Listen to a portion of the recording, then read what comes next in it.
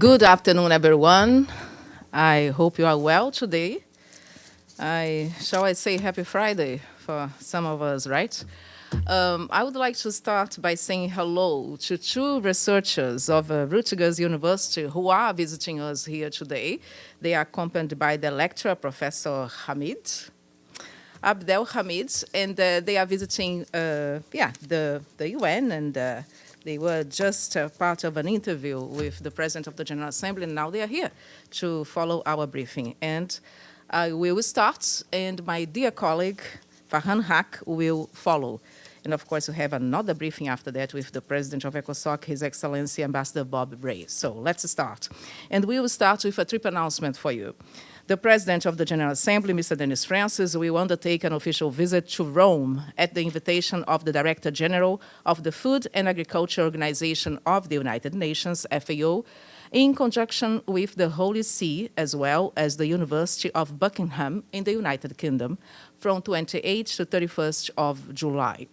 In Rome, the PGA will hold a bilateral meeting with Mr. Dongyu, Director General of the FAO. They will jointly reflect on the current global food crisis. The PGA will highlight the critical role of FAO and other Rome-based organizations in advancing the 2030 Agenda for Sustainable Development in this important area amidst the deteriorating food insecurity situation in which the set goals and targets are at high risk of being unmet, as we know. At FAO headquarters, and with a view to shore up action, the PGA will also deliver a lecture entitled Accelerating Progress Towards Zero Hunger for the Current and Future Generations, followed by an interactive dialogue to highlight the urgency to address the worsening food insecurity. While in Rome, the PGA will visit the Holy See, where he will be accorded a distinctive audience with His Holiness Pope Francis. They are expected to jointly reflect on the challenging state of the global situation and to underscore the importance of reinvigorating multilateralism, diplomacy, and dialogue, as well as promoting harmony, international understanding, and tolerance among all nations and peoples, with particular emphasis on the importance of freedom of religion, standing against all forms of discrimination, intolerance, and hate.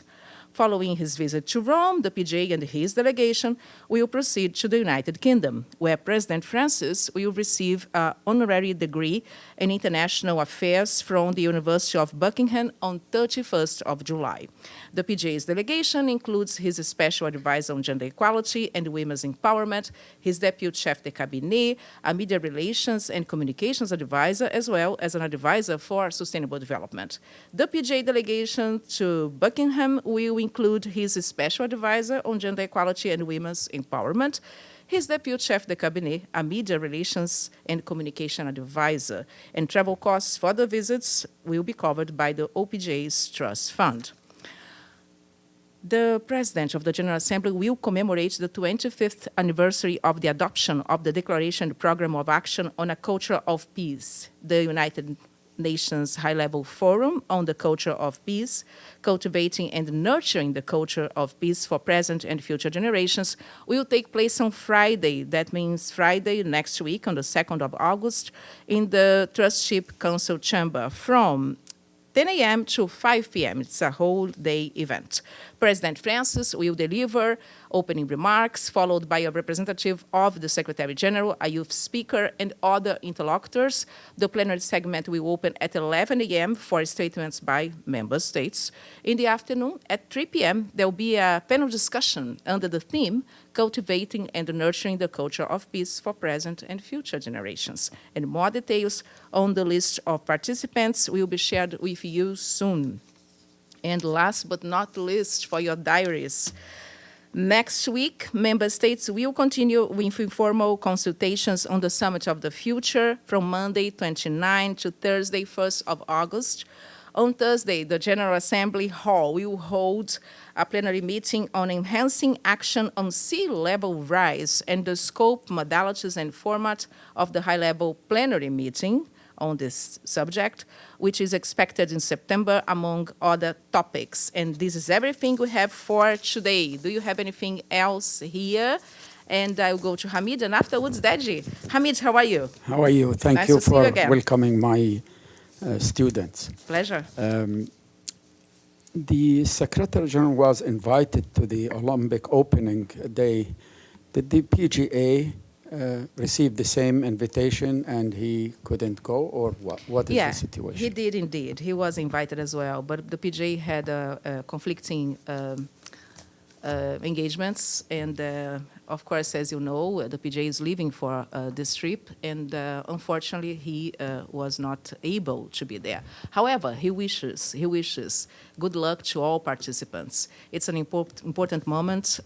You know very well also that the General Assembly supports the event, and of course, the PGA's appeal is for the event to be a very productive one and a peaceful one as well. But thank you for your question. Deji, go ahead. I knew Abdul Hamid will ask my question. Did but he? Let me go with a follow up. Sure. We know there's Olympic truce and there's resolution in GA. Mm-hmm. It seems that's not going to happen. Mm-hmm. Does the president of GA regret or feel sorry that it couldn't be done this time?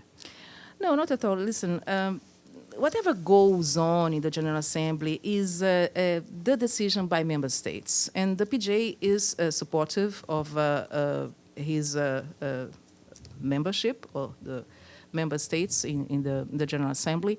And of course, this is an ongoing debate, right? So doesn't mean that if you have a resolution that was not passed this year, doesn't mean that it's not going to pass next year. The debate continues. And the PGA is very supportive of this dialogue and diplomacy as well. I mean, Hamid, go ahead. And I have to go to Fahid, to Farhan Haq after you. Go ahead. Thank you. Mm-hmm. The Secretary General yesterday issued a strong statement about the extreme heat the world is facing. Sure. Does the PGA share the same concern about extreme heat? Not only share, Hamid, this is a very a big concern for the PGA. He immediately supported the Secretary General's appeal yesterday with a tweet, and he tweeted again today because he just issued a tweet or a next post, I should say, expressing his solidarity with the people of Jasper, you know, the town in Canada that had its infrastructure 50% destroyed, half of the city, because of raging wildfires. And the PGA is very, he expressed his solidarity to all people in the city, and he fully supports the appeal of the Secretary General that we need to do everything we can to change this reality. But thank you very much. I give it now the microphone to Farhan Haq, who very kindly allowed me to go first, as I will have to see the PGA in a minute. And I wish you a wonderful weekend. I see you next week on Friday again. Thank you.